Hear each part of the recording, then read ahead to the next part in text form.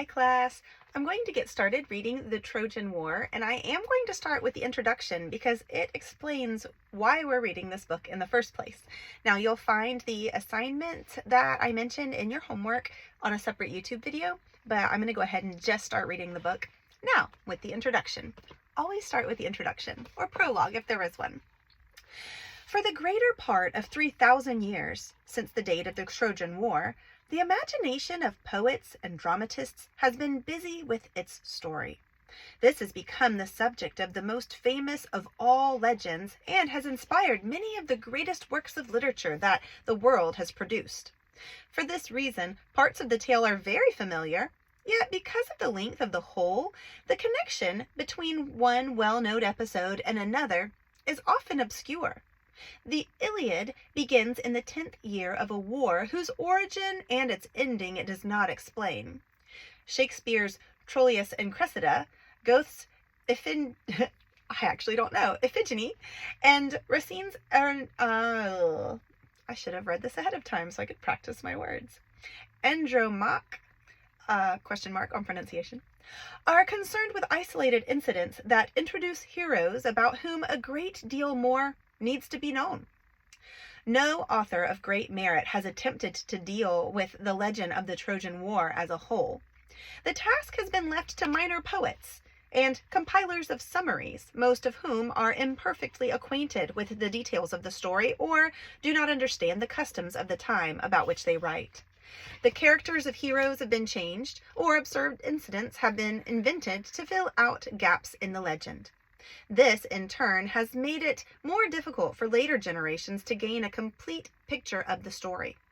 In spite of these difficulties, the tale of the Trojan War is one that can and should be told. When a few absurdities are omitted, the legend is surprisingly coherent in spite of its length and the immense time it has taken to grow. When we read it as a whole, we realize that it is a favorite legend because it is an unusually good one. Its heroes are lifelike people with whom we can sympathize.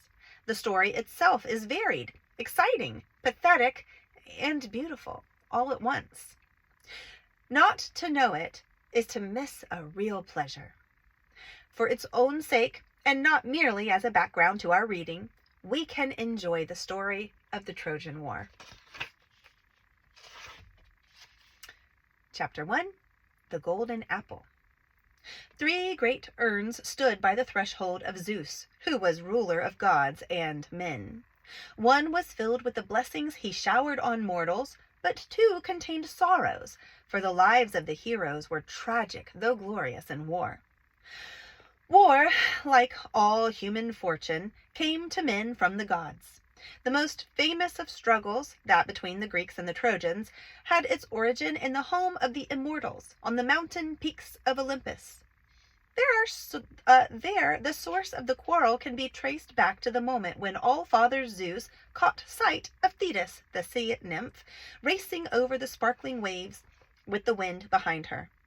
Zeus wooed silver-footed Thetis and would have made her his bride, though she was hard to catch as the sun on the dancing water. It seemed, however, that a curious prophecy was rumored about her. She should have a son who would be greater than his father. When Zeus heard this tale, he no longer desired the goddess, perceiving that his own rule must be ended if a god became greater than he. Indeed, to make all sure, he determined to wed Thetis to a mortal, that her son might be glorious only among men. Peleus, king of the Myrmidons, was the chosen bridegroom. Zeus taught him how to seize the goddess as she was playing in the ripples off the shore, and how to hold her fast. Although the angry nymph changed to fire, water, wind, seagull, tiger, lion, serpent, and finally cuttlefish to escape him, Peleus would not let her go until she promised to be his bride. Then Zeus, since he had his way, held a stately marriage feast for Thetis and Peleus, to which the gods were bidden. Few mortals have been done such honor as Peleus when the gods and goddesses sat down to feast with him. Their drink was nectar, and their food strange and sweet-smelling. They were dazzling in their loveliness, gay in their laughter. The unwilling bride sat silent by Peleus, but the others were merry, and music such as men can but dream of arose in their midst. They were at harmony with one another, for the evil goddess, dark Discord, was not among them. She alone had not been invited, and sat in the empty halls of Olympus, brooding over revenge. Therefore, when the feast was at its height, Discord appeared in a flash and stood scowling at the board. She threw something on the table and vanished without a word to the astonished gods. It was a golden apple, a rare treasure around which ran an inscription, "For the fairest." In a moment all was clamor, as each of the goddesses stretched forth her hand. There was stately Hera, queen of the gods, gray-eyed Athene, golden Aphrodite, and noble Demeter, whose hair was the color of ripe corn.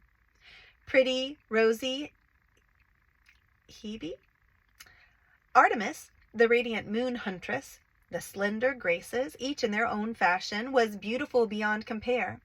Each made her claim for the apple, and the gods joined in the wrangle, supporting this one or that. Soon the tables were deserted, and the bride and groom forgotten, but still in the divine halls of Olympus the endless dispute went on. Even Zeus could do nothing to stop it, for his own wife, Hera, was among the foremost claimants. Years went by, and the many goddesses were rejected, but between Hera, Athene, and Aphrodite, the gods could make no decision. It was hard to judge between splendor, wisdom, and woman's loveliness, since each has a beauty all its own. Finally, in weariness, all agreed that an impartial judge should settle the contest. They would choose a man, youthful and ignorant, who knew none of the goddesses, and let him decide. For this purpose they turned to Mount Ida, where Paris, a young shepherd, kept his flocks on slopes overlooking the high stone walls that surrounded the city of Troy. Long years before, while the golden apple still ripened in the garden of the gods, Queen Hecuba had awakened on a windy morning and sent messengers running through the streets of Troy to summon the soothsayers.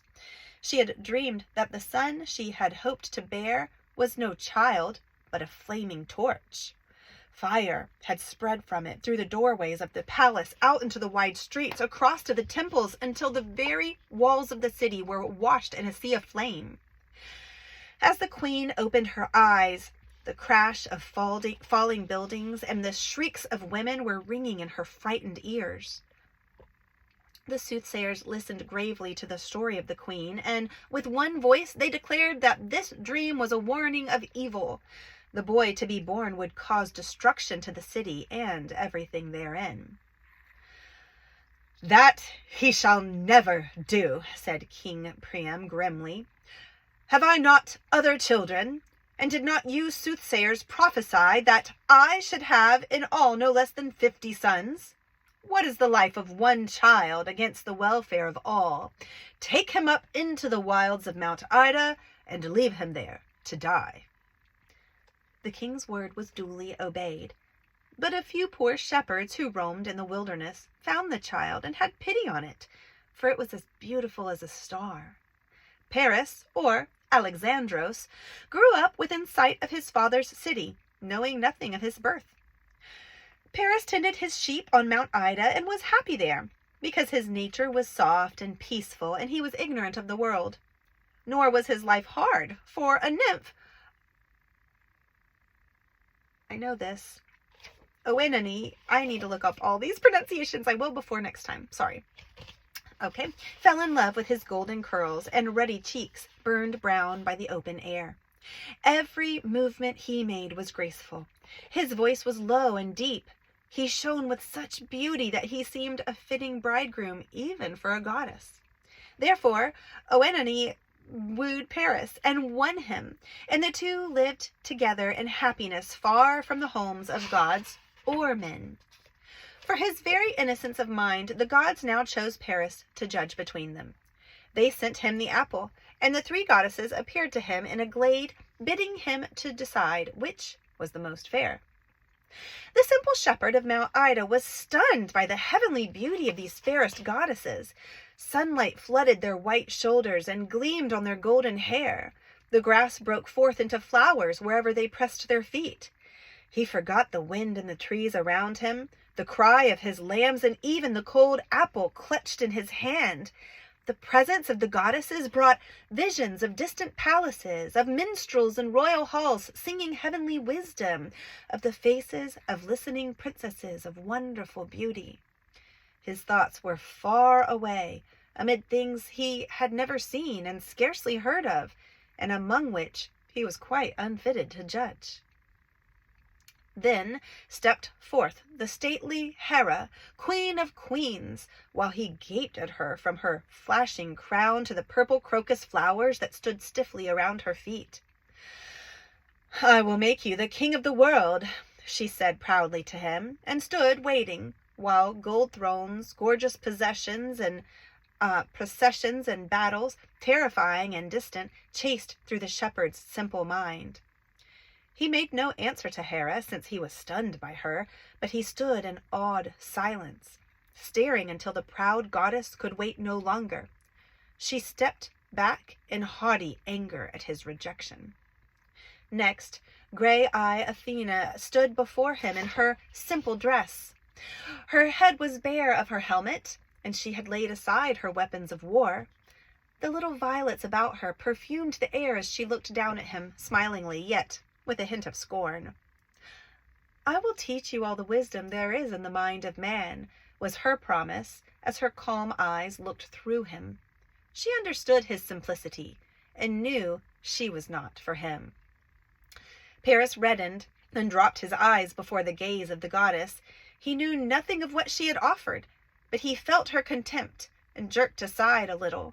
The goddess stepped back, not astonished, and yet she was angry too. Last of all came smiling Aphrodite, around whose white feet grew heavy-scented narcissi and golden daffodils. Her voice was confident and merry as she offered her bribe to him.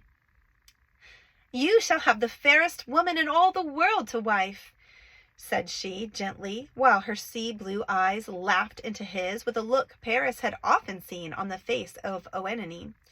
Here at last was a goddess whose irresistible charm he understood. Aphrodite put forth her hand for the apple with a gesture as though she would actually touch him. Paris felt her warm fingers meet his for a second as he laid the prize in her palm. Then she was gone, and though he often saw her afterward, she never revealed her full beauty to him again. Aphrodite was triumphant, but the other two goddesses plotted revenge.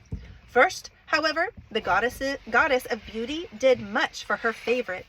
She told him of his birth, led him into Troy, and caused Priam and Hecuba to forget their fears and receive him as their son. Paris was accepted as a prince and forgot Oenone, for Aphrodite had murmured in his ear that the beautiful wife was yet to come. Let's see what trouble that causes.